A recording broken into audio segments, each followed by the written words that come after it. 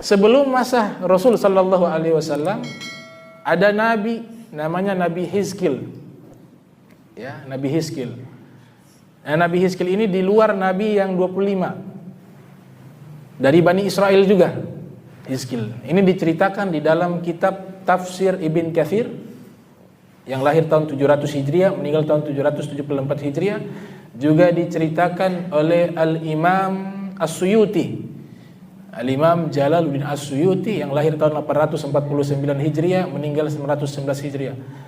Dalam kitabnya Syarhus Sudur, seorang nabi namanya Hizkil, di surat Al-Baqarah ayat 243. Situ Allah Ta'ala berfirman menceritakan tentang wabah penyakit. Penyakit taun ini penyakit yang sudah ada sejak lama. Sudah ribuan tahun yang lalu. Alam tara ilal ladzina kharaju min diyarihim. Tidaklah kalian melihat orang-orang yang keluar dari kampung halaman mereka. Wa hum ulufun hadaral maut. Mereka itu jumlahnya ribuan. Hadaral maut, takut kepada kematian. Jadi di kampung mereka ini jumlahnya menurut Al-Imam Ibn Katsir ada 40.000. Sebagian ulama mengatakan 70.000 orang. Ini terkena wabah taun. Banyak diantara yang mati. Maka muncul ketakutan. Bagaimana nih? Kalau kita tinggal di sini, kita akan kena penyakit ini. Diputuskan mereka hijrah, pindah dari tempat tersebut. Ketika mereka pindah, pergi di satu tempat yang dianggap aman, maka muncul sifat takabur. Artinya sudah, kita sudah lari dari virus taun. Berarti kita sudah tidak mati lagi. Ya, kita bisa hidup panjang, kita tidak mati. Ini kan dia takutnya kepada virus, dia tidak menghadirkan Tuhan di situ. Allah dia tidak takut, tapi dia takutnya kepada virus. Padahal ini virus adalah makhluk. Padahal harusnya orang yang maksiat, orang yang tidak sholat harusnya lebih takut daripada sekedar virus corona. Karena adanya penyakit juga itu ciptaannya Allah. Allah yang mengatur, itu makhluk dan pada akhirnya mati. Tanpa virus pun kita mati. Maka ketakutan yang diajarkan oleh Nabi sallallahu alaihi wasallam, makanya Nabi katakan la adwa. Nabi katakan la adwa dalam hadis Bukhari, artinya Nabi katakan penyakit yang menular itu tidak ada. Ini disalahpahami redaksi tekstualnya. Bukan maksudnya Nabi penyakit menular itu tidak ada. Tapi Nabi ingin mendidik pemahaman keyakinan kita bahwa ini virus yang penyakit yang membuat menular, wabah ini, hakikatnya mereka tidak punya kekuatan. Tapi yang membuat mereka punya kekuatan adalah Allah. Itu hanya sebab. Tapi musababnya adalah Allah Ta'ala. Sama seperti api. Nabi Ibrahim ketika dilempar di dalam api, Allah ciptakan api sifatnya adalah membakar, panas. Tapi bisa dengan kekuatan Allah, Allah rubah. Bahkan kontradiksi, yang panas berubah jadi dingin. Ya nar, kuni bardau wa salama ala Ibrahim. Wahai api, jadilah engkau dingin dan selamat. Ini kan kontradiksi sifat. Api kok bisa jadi dingin? Allah ingin menunjukkan itu api makhluk. Dia bisa membakar bukan karena kekuatannya dia, tapi karena kekuatannya Allah. Ini virus bisa membuat orang mati, bisa menular, tapi sesungguhnya kekuatan bukan dari situ, tapi kekuatannya dari Allah. Maka jangan takut kepada sebab, tapi takut kepada musabab, yaitu Allah Subhanahu wa Ta'ala. Maka Allah tunjukkan itu. Maka rasa takut ini dirubah kepada Allah Subhanahu wa Ta'ala, bukan kepada yang lainnya. Maka ini Nabi Hizkil, ketika orang-orang ini sudah hijrah, dapat kabar, Allah wahyukan kepada Nabi Hizkil alaihissalam, dan orang-orang yang sudah hijrah itu berkeyakinan, oh sudah, kita bisa hidup lama. Wah, virus kita sudah tinggalkan. Dia tidak hadirkan Allah dan tidak meyakini bahwa Allah Ta'ala yang memiliki kekuatan. Oleh sebab itu hadis Nabi la adwa, penyakit tidak menular, karena orang-orang pada waktu itu yang ada di Makkah dan sekitar Jazirah Arab berkeyakinan kalau ada penyakit menular itu dari penyakit, kekuatannya dari penyakit, dari virusnya, dari taunnya, bukan dari Allah. Jadi seakan-akan rasa takutnya dirubah kepada makhluk, bukan kepada Sang Pencipta. Ini terjadi. Maka Allah utus 2 malaikat, disuruh turun. Dan kematian kemanapun kita pergi, kalau sudah ajal tiba, ya tetap akan disusul itu kematian. Itu Nabi Sulaiman, ada pemuda, singkat cerita, pemuda datang ketakutan lihat malaikat maut, datang ke Nabi Sulaiman. Wahai Nabi Sulaiman, itu ada malaikat maut di depan. Masuk malaikat maut, Nabi Sulaiman lihat juga takut. Oh, jangan-jangan hari ini saya punya ajal. Pemuda ini ketakutan. Dia bilang, jangan-jangan ini malaikat maut mau mencabut nyawa saya. Tolong, kalau begitu engkau kan punya kelebihan, mukjizat, bisa menundukkan angin. Bawa saya ke tempat yang jauh. Ini di Palestina. Nabi Sulaiman doa minta kepada Allah. Ini pemuda dibawa kemana? Ke Cina. Ketika pemuda itu dibawa ke Cina, itu malaikat hilang. Dicari sama Nabi Sulaiman, itu malaikat kemana? Tidak lama, beberapa waktu muncul ini malaikat. Kemudian Nabi Sulaiman bertanya, engkau dari mana? Kata malaikat maut, dari Cina. Kok bisa dari Cina? Itu pemuda yang tadi di sampingmu, ajalnya di Cina. Jadi dia coba lari dari kematian, suruh pindah ke Cina, padahal memang ketetapan takdir ajalnya itu di Cina. Akhirnya dia meninggal di Cina. Ini yang Allah nyatakan, qul innal mautal ladzi tafirruna minhu fa innahu mulaqikum tsumma turadduna ila alimil ghaib wasyahadah fayunabbiukum bima kuntum ta'malun. Katakanlah kematian yang kalian lari pasti dia menyusul kalian, kata Allah Subhanahu wa taala. Enggak bisa dihindari. Ya, maka yang kita takut adalah Allah. Takutnya apa? Takutnya meninggal ini bawa apa? Takutnya meninggal masih banyak dosa. Takutnya meninggal hati masih kotor. Takutnya meninggal ya masih ada hutang piutang dengan makhluk. Takut meninggal zolim sama orang. Ini yang lebih ditakuti daripada virus corona. Karena orang yang seperti ini Nabi katakan cerdas, orang pandai. Apa tuh orang pandai? Al-Kais, mandana nafsahu wa amila lima ba'dal maut. Orang yang pintar adalah orang yang mempersiapkan dirinya sebelum datangnya kematian. Tapi wal ahmaq, orang yang bodoh adalah orang yang banyak mengikuti, manattaba'a nafsahu hawa'a wa tamanna 'ala Allahil aman. Orang yang selalu mengikuti daripada rayuan nafsunya melakukan dosa tapi merasa aman kepada Allah Subhanahu wa taala. Itu orang yang bodoh, kata Rasul sallallahu alaihi wasallam. Ahmaq lawan daripada al-kais, orang yang cerdas yang persiapkan dirinya sebelum datang kematian, kata Nabi sallallahu alaihi wasallam. Maka ini kaum ini akhirnya apa? Allah utus malaikat teriak. Ketika malaikat teriak, ini seluruhnya mati. Teriakan malaikat kaum Tsamud, ya, kaum Tsamud itu dapat teriak juga dari malaikat. Kaum Tsamud atau Ad, saya lupa itu. Itu Allah suruh malaikat Jibril teriak, mati. Di surat Al-Haqqah diceritakan. Disebutkan di situ seperti apa mereka yang dapat teriakan daripada malaikat. Mereka seperti pohon korma kering. Allah sifati keadaan orang yang dapat teriakan dari malaikat seperti pohon korma yang kering. Kalau ditusuk berlubang. Ini keadaan mereka seperti itu. Akhirnya mati semuanya. Allah nyatakan fagala lahum mutu. Allah Ta'ala berfirman kepada mereka, mutu, matilah. Maka semuanya mati. Tidak tersisa 40.000 orang. Nah, ketika sudah mati, sudah waktu berjalan, makanya pakai summa ahyahum. Kalimat summa itu kemudian ulama tafsir mengatakan ada macam-macam. Tapi summa yang dimaksud di sini lil ba'id, yaitu summa dengan durasi waktu yang lama. Kenapa lama? Karena ketika sudah mati itu membusuk baru jadi tulang. Sudah jadi tulang baru ini Nabi datang. Berarti kan kalau sudah di tulang itu kan waktu yang lama. Maka diwahyukan ini Nabi, namanya Nabi Hizkil alaihissalam, pergi ke wilayah tersebut. Sampai di wilayah tersebut, Nabi Hizkil hanya temukan tulang belulang dan jumlahnya begitu banyak. Nabi Hizkil pada waktu itu bukan tidak percaya adanya hari kiamat, bukan. Para nabi punya keimanan ini paling tinggi. Makanya Abu Hanifah mengatakan iman ada 4. Ada al-imanu yazid wala yankus. Iman yang nomor 1 itu naik terus, tidak pernah turun. Imanul anbiya wal mursalin. Imannya para nabi dan para rasul. Para nabi, para rasul punya iman tidak pernah turun. Coba perhatikan, para nabi kalau diuji sama Allah, apakah makin jauh kepada Allah? Tidak.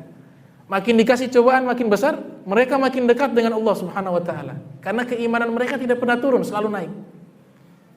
Kemudian ada iman yang kedua, la yazid wa la yankus. Tidak pernah naik, tidak pernah turun. Dia statis. Imanul malaikat, imannya para malaikat. Malaikat ya begitu saja imannya. Tidak bisa naik, tidak bisa turun. Karena standar ukuran naik dan turunnya iman itu dalam kitab Zubat dikatakan dengan taat, maka itu menandakan makin banyak taat, makin banyak tingkatan iman yang naik. Makin banyak maksiat, maka disitulah turunnya iman. Malaikat kan tidak pernah maksiat, ketaatannya ya seperti itu saja, maka imannya statis, stabil. Kemudian yang ketiga, imannya orang-orang awam, orang-orang mukmin seperti kita. Yazid wa yankus, kadang dia naik, kadang dia turun, naik turun dia, yazid wa yankus. Yang keempat, la yazid wa yankus, iman tidak pernah naik tapi turun terus. Imannya orang munafik, orang-orang musyrik, orang-orang kafir. Dia tidak pernah naik tapi dia turun. Nah, Nabi Hizkil alaihissalam, beliau hanya bingung, percaya sama hari kiamat, cuma bingung bagaimana Allah membangkitkan makhluk di hari kiamat. Yang sudah mati dibangkitkan lagi. Ini bagaimana caranya? Jadi hanya bingung cara membangkitkan makhluk yang sudah mati dihidupkan kembali. Makanya ulama berbeda pendapat. Al-Imam Ghazali dengan Ibnu Rus. Ibnu Rus sering mengkritik Imam Ghazali. Ibnu Rus juga seorang ulama besar mazhab Malikiyah, seorang faqih, seorang qadhi, seorang filosof. Namanya Ibnu Rus. Beliau kuasai hampir seluruh ilmu. Masa beliau abad kelima. Imam Ghazali lahir 450, meninggal 505 Hijriah. Setelahnya tidak lama waktu Ibnu Rus. Kitab-kitabnya Imam Ghazali banyak dikritik oleh Ibnu Rusdi. Di antaranya masalah apa? Di antaranya masalah penciptaan.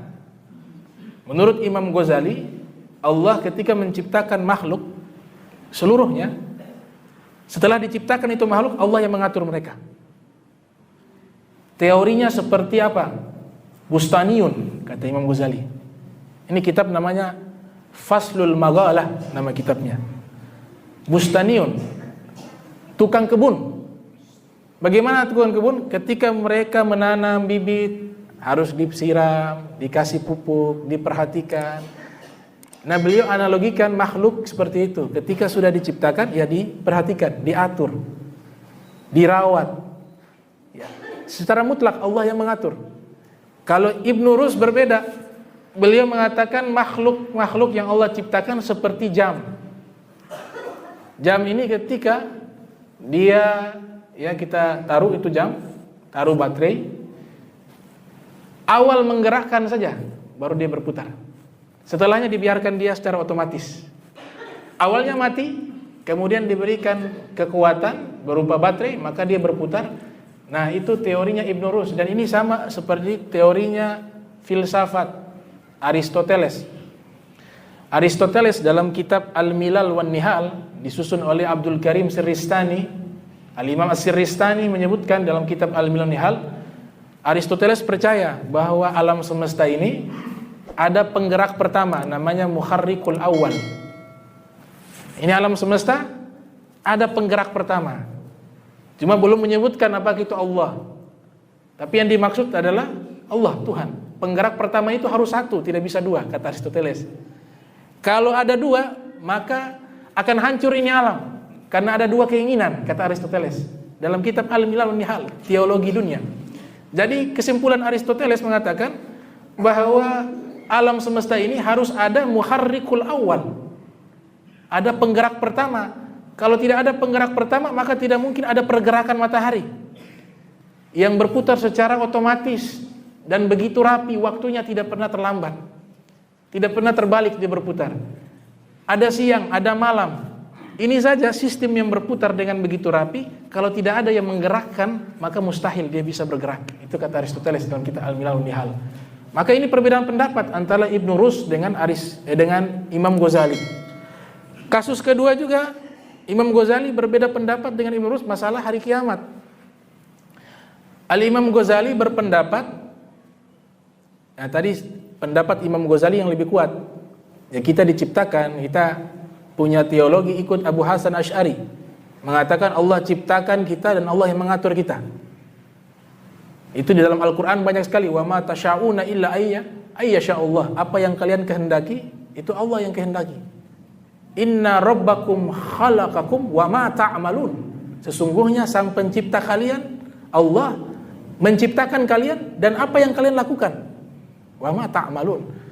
Jadi ini akidah daripada Asy'ariyah dan Maturidiyah. Nah kemudian di hari kiamat beda pendapat juga. Kata Imam Ghazali, ketika dibangkitkan di hari kiamat, itu dibangkitkan dengan secara zahir, ruh dan jasad. Jadi dihidupkan kembali lagi. Tapi ditentang oleh Ibnu Rus. Ibnu Rus mengatakan, gak, di hari kiamat itu bukan dengan ruh dan jasad, tapi ruh saja.